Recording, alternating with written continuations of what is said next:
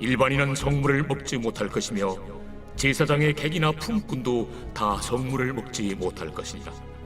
그러나 제사장이 그의 돈으로 어떤 사람을 샀으면 그는 그것을 먹을 것이며 그의 집에서 출생한 자도 그렇게 하여 그들이 제사장의 음식을 먹을 것이며 제사장의 딸이 일반인에게 출가하였으면 거제의 성물을 먹지 못하되 만일 그가 과부가 되든지 이혼을 당하든지 자식이 없이 그의 친정에 돌아와서 젊었을 때와 같으면 그는 그의 아버지 몫의 음식을 먹을 것이나 일반인은 먹지 못할 것이니라.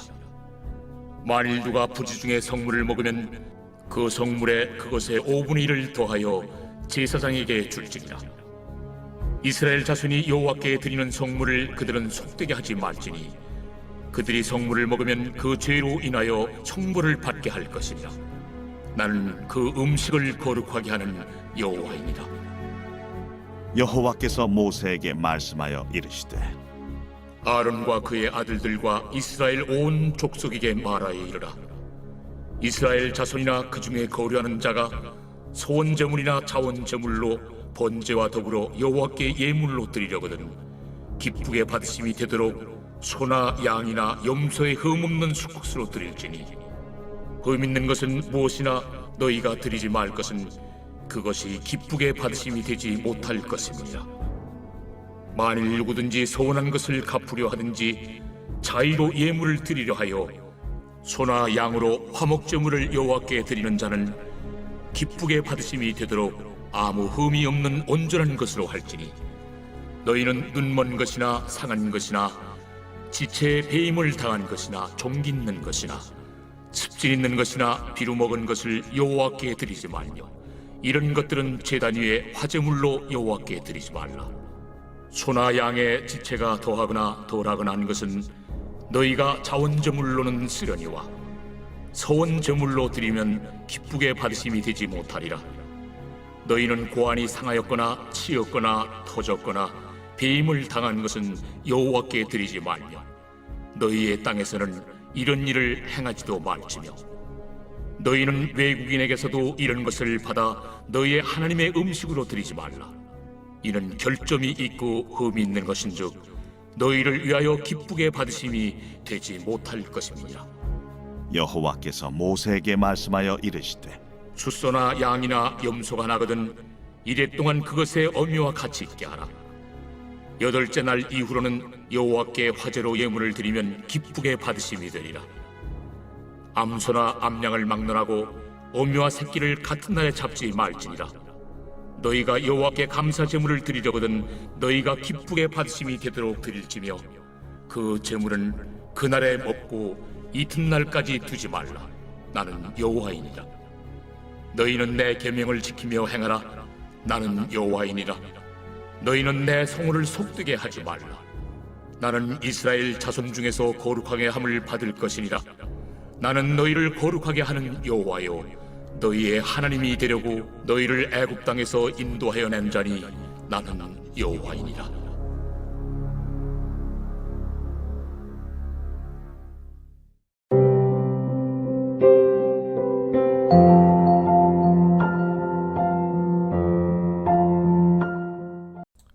여러분 반갑습니다. 오늘도 큐티로 여는 기막힌 하루입니다. 본 말씀 레위기 22장 10절부터 33절의 말씀입니다.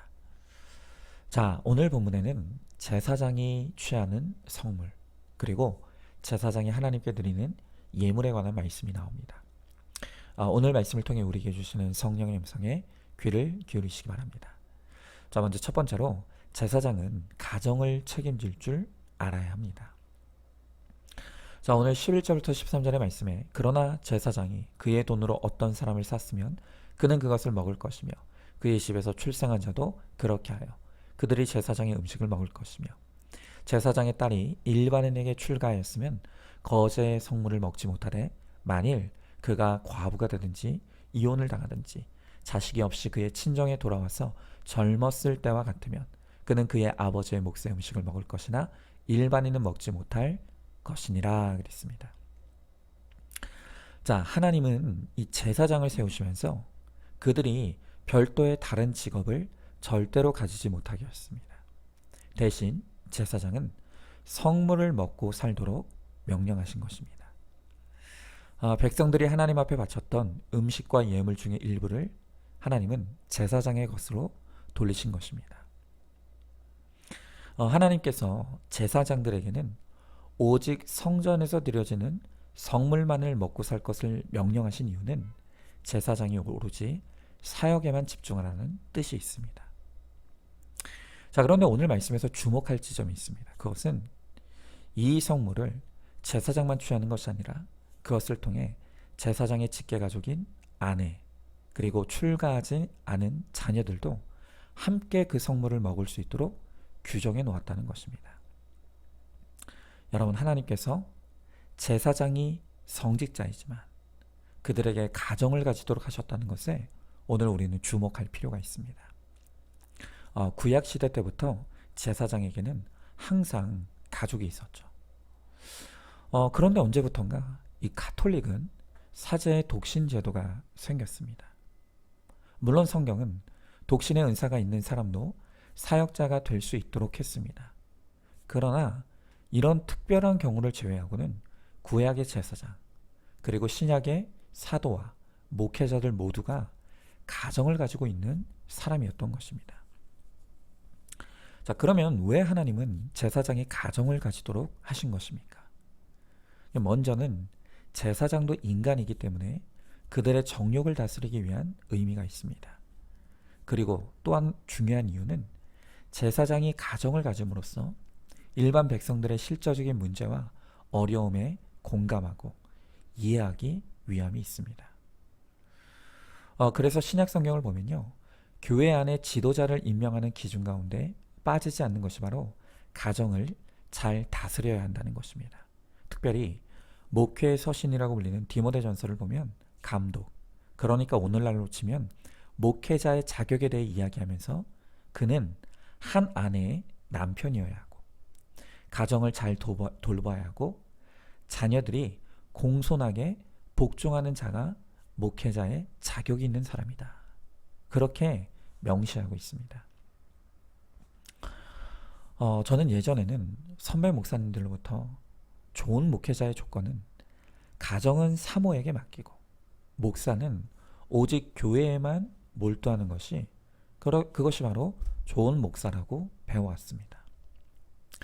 그런데 이제 말씀을 배우고 연구하다 보니까 그게 결코 성경적인 것이 아니라는 것을 알게 되었습니다.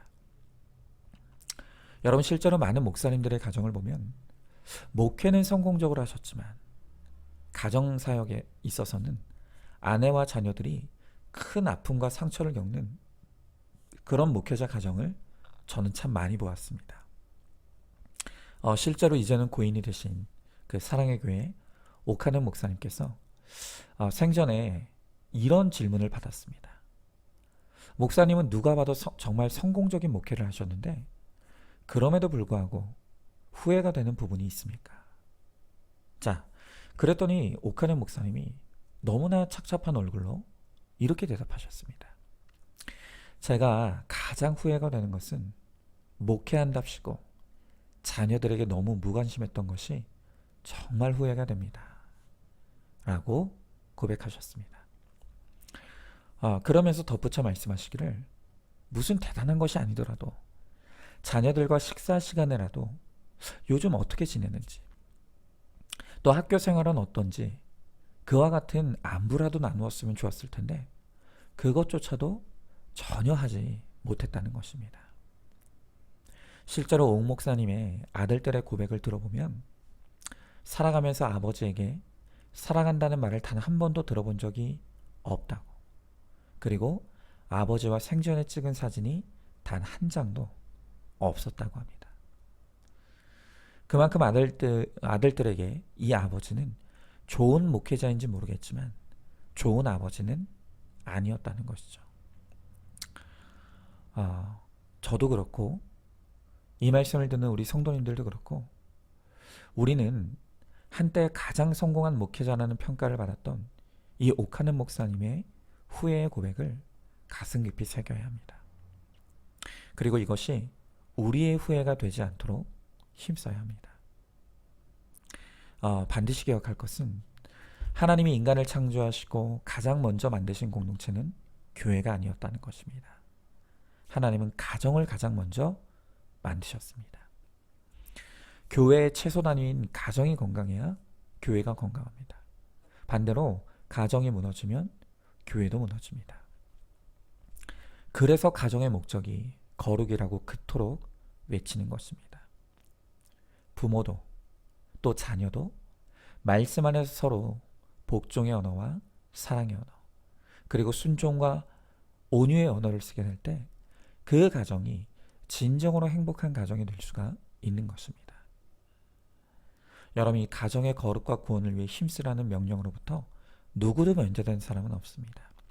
심지어 오로지 성전을 위해 살라고 하신 제사장조차도 가정사역의 사명이 주어졌다면 우리 중에 누구도 가정을 외면할 수 있는 사람은 없는 것입니다.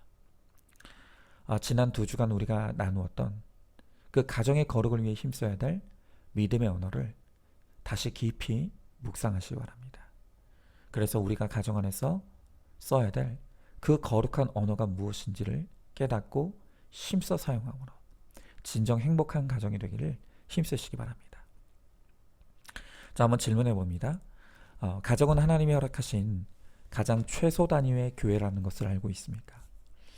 교회에서는 좋은 성도이면서 가정에서는 나쁜 배우자, 나쁜 부모, 또 나쁜 자녀가 되고 있지는 않습니까? 가정의 거룩과 구원을 위해 내가 힘써 구사해야 될 믿음의 언어, 복종, 사랑, 순종, 온유의 언어 중 무엇이 있습니까? 자, 두 번째로 제사장은 흠이 없는 예물을 드려야 합니다.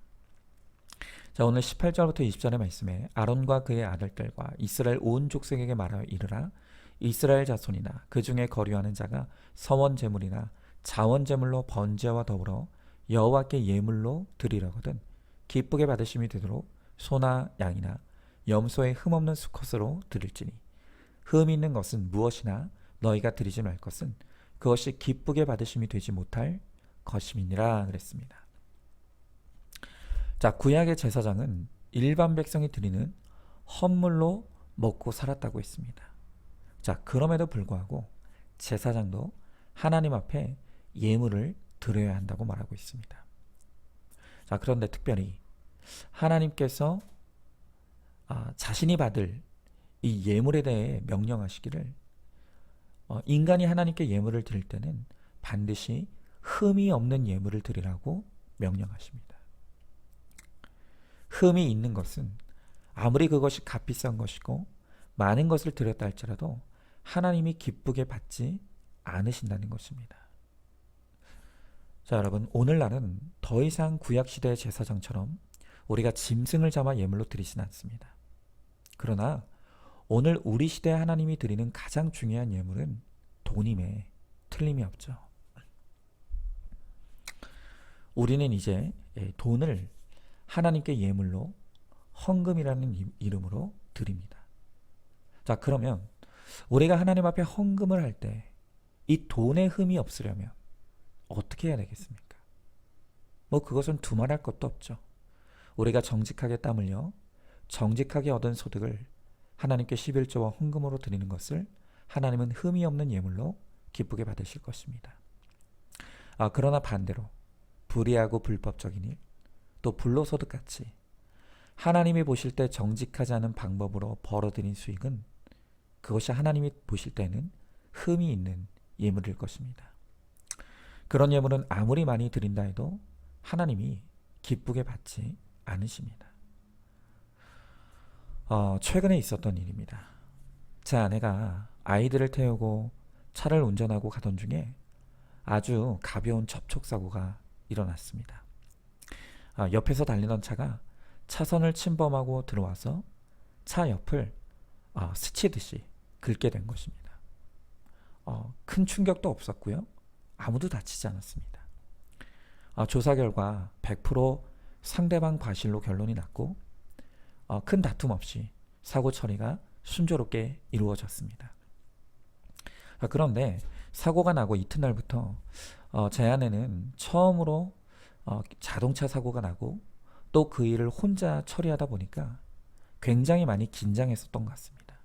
그래서 사고가 난 다음 날부터 속이 메스껍고 또 근육통이 일어나는 긴장성 증상을 겪게 되었습니다. 그래서 통원 치료를 받기로 결정하고 병원에 갔는데요. 그런데 방문한 병원에서 차 사고로 인한 후유증이라고 말하니까 그때부터 무조건 입원할 것을 강요하기 시작했습니다. 심지어 아무 증상이 없는 아이들도 일단 입원부터 하라고 조언 아닌 조언을 한 것입니다. 물론 가벼운 사고라도 정말 몸에 이상이 있다면 검사 받아야죠. 입원이 필요하다면 당연히 입원해야 합니다. 그것은 아무 문제가 되지 않습니다. 실제로 제 아내도 혹시 몰라 엑스레이 촬영도 진행했습니다. 물론 당연히 아무 이상 없는 것으로 나왔죠. 자, 그럼에도 불구하고 병원은 제 아내는 물론이고 또 멀쩡하게 잘 있는 제 아이들까지 무조건 병원에 입원할 것을 계속적으로 권유를 했습니다. 저도 제 아내도 사실 처음 당하는 일이라 처음에는 아리송했고 이게 맞는 건지 혼란스러웠습니다. 그런데 조금 알아보니까 이렇게 하는 데는 결국 돈이 있다는 것을 금방 알게 되었습니다. 입원할 일이 아닌데도 입원함으로써 이 병원 입장에선 더 많은 진료비를 청구할 수 있는 것이죠. 그리고 사고 당사자도 더 많은 보상금을 얻을 수 있는 것입니다. 제가 그걸 알고 제 아내와 상의를 해서 병원의 입원 요구는 거절했습니다. 그리고 제 아내는 입원 없이 통원 치료만 받기로 결정하였습니다. 자, 여러분 생각해 보십시오. 누군가가 부당한 이익을 취한다면 그의 반대급부로 누군가는 반드시 부당한 손해를 봐야 합니다. 한번 입장 바꿔 생각해 보십시오. 내가 그런 부당한 손해를 보게 된다면 어떻겠습니까? 저는 아직 우리 세상에는 정직하게 병원을 운영하는 그런 의사들이 더 많을 것이라고 믿고 싶습니다. 그러나 이런 방법으로 허위 진료, 과다 청구로 돈을 버는 병원과 의사들도 있는 것 같습니다. 그리고 아마도 그 가운데는 예수님을 믿는 사람들도 있겠죠. 그리고 그들도 그렇게 번 돈을 하나님 앞에 헌금이라도 드릴 것입니다. 자, 그런 헌금을 하나님이 과연 기쁘게 받으시겠습니까? 또 그렇게 아프지도 않은 것을 아프다고 하며 많은 보상금을 받는 사람들 중에도 예수 믿는 사람은 있을 것입니다. 또 그것들을 가지고 헌금도 낼 수 있을 것입니다. 그럼 과연 하나님이 그 헌금을 기쁘게 받으시겠냐는 것입니다. 여러분, 하나님은 우리의 헌금이 아니면 사실 수 없는 가난한 분이 아닙니다.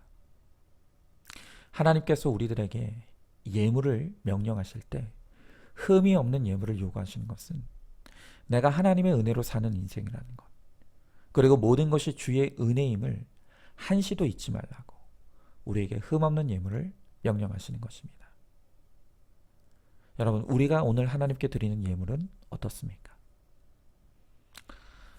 간절히 바라기는 우리가 하는 일이 하나님 보시기에 부끄러울 것이 없는 깨끗하고 정직한 일이 되기를 원합니다. 그래서 내가 드리는 돈과 시간과 물질을 통해 주님을 기쁘시게 하는 우리가 되기를 원합니다. 그래서 우리가 하나님께 드리는 것이 나에게도 기쁨이 되고 또 하나님도 기쁘게 하시는 그런 예물을 드리는 우리 모두가 될 수 있기를 간절히 소망합니다. 자, 한번 질문해 봅니다. 내가 하나님께 드리는 헌금과 11조는 흠이 없는 예물입니까?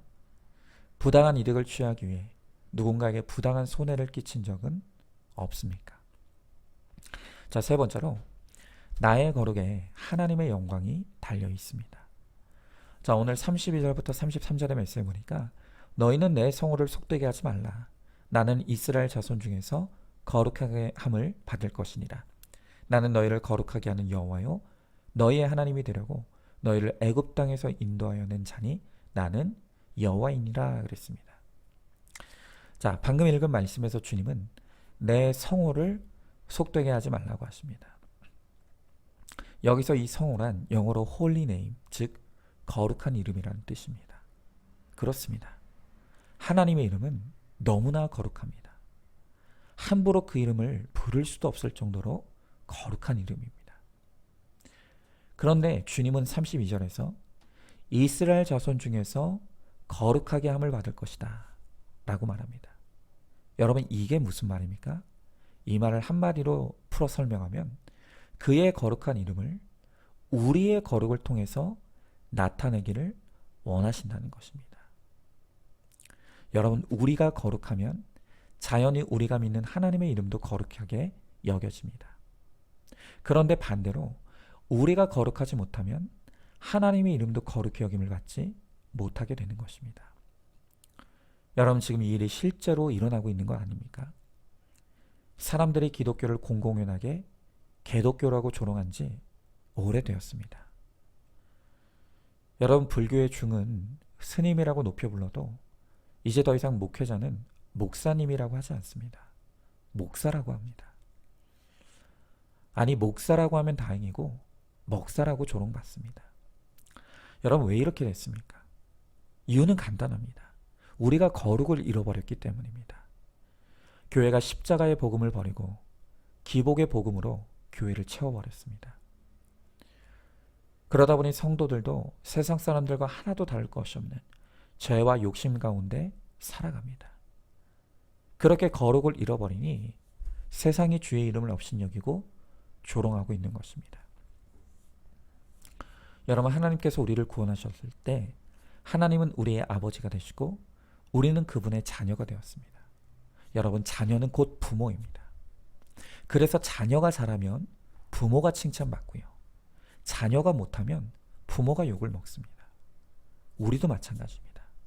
우리가 거룩해지면 주님의 이름도 거룩히 여김을 받지만 우리가 거룩을 잃어버리면 주님의 이름도 업신여김을 당하게 되는 것입니다. 여러분, 그래서 우리는 우리의 삶에서 조금이라도 잘한 일이 있다면 그 일을 통해서 반드시 거룩한 주의 이름에 영광을 돌려야 합니다. 나를 통해 주님의 이름이 거룩히 여김을 받아야 합니다. 그러면 나 때문에 주와 복음이 영화로워지는 것입니다. 그러나 반대로 우리가 거룩하지 못한 말과 행동을 하게 될 때 나 때문에 주와 복음이 조롱당하게 되는 일이 일어나는 것입니다. 여러분, 우리가 그리스도인의 이름으로 살아갑니다. 여러분, 이 그리스도인이라는 이름은 너무나 무거운 것이고 책임이 있습니다.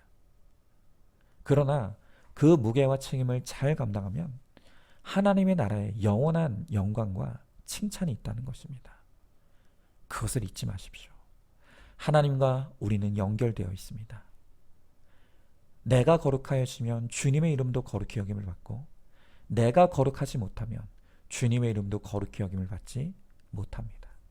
그러므로 오늘 이 하루, 아니 우리의 평생을 통해 우리가 거룩하기를 힘쓰므로 나를 통해서 세상이 주님의 이름을 거룩하게 여기게 되는 저와 여러분, 우리 모두가 될 수 있기를 간절히 축복합니다. 자, 한번 질문해 봅니다. 나는 그리스도인이라는 것을 주변의 사람들에게 드러내고 있습니까? 주님의 이름을 거룩하게 하지 못하는 나의 거룩하지 못한 말과 행동은 무엇입니까? 교회 다닌다는 것을 드러내면 내 말과 행동이 불편해질까봐 감추고 있지는 않습니까? 거룩을 힘써 행하여 주와 복음을 영원롭게 하기를 힘쓰시기 바랍니다. 자, 오늘도 6월 7일 보석 상자입니다. 말씀 앞에 나의 죄를 놓고 죄와 투쟁하는 모습을 보여줄 때 다른 사람들이 이것이 죄구나, 이렇게 싸워야겠구나 알게 됩니다. 그러니 내 고난은 귀하고 귀한 보석 덩어리입니다. 버려야 할 것, 끝내야 할 것이 아니라 아끼고 닦아서 쓰임받을 귀중한 보석입니다. 아멘. 우리 함께 기도하겠습니다. 주님께서 우리 같은 죄인을 부르시고 구원하셔서 거룩한 제사장으로 삼으셨습니다. 하나님은 오늘 우리의 거룩을 통해 내 가정을 거룩하게 하라고 말씀하십니다. 그리고 우리의 삶을 거룩하게 하라고 하십니다. 그래서 나의 거룩을 통해 주의 이름을 거룩히 여김을 받게 하라고 말씀하십니다. 주님, 나와 주님이 하나이십니다. 내가 주님의 자녀이고 주님이 나의 아버지이십니다. 그러하게 내가 거룩에 힘쓸 때 주님의 이름이 거룩히 여김을 받으시고, 내가 거룩하지 못하면 주님이 거룩히 여김을 받지 못하게 된다고 말씀하십니다. 주님, 우리의 존재가 주와 복음을 조롱받게 하는 슬픈 인생이 되지 않게 하시고, 우리가 날마다 말씀 앞에서 거룩하기를 힘쓰므로 말미암아 나의 거룩을 세상에 나타내어 나로 인해 주와 복음이 영화롭게 되는 하나님, 우리 모두가 될 수 있도록 함께하여 주시옵소서. 믿사오며 사랑이 많으신 우리 예수님 이름 받들어 기도드리옵나이다. 아멘. 오늘도 큐티로 기막힌 하루를 살아내는 하늘가족 공동체 우리 모든 성도님 되시기를 주님의 이름으로 축복합니다.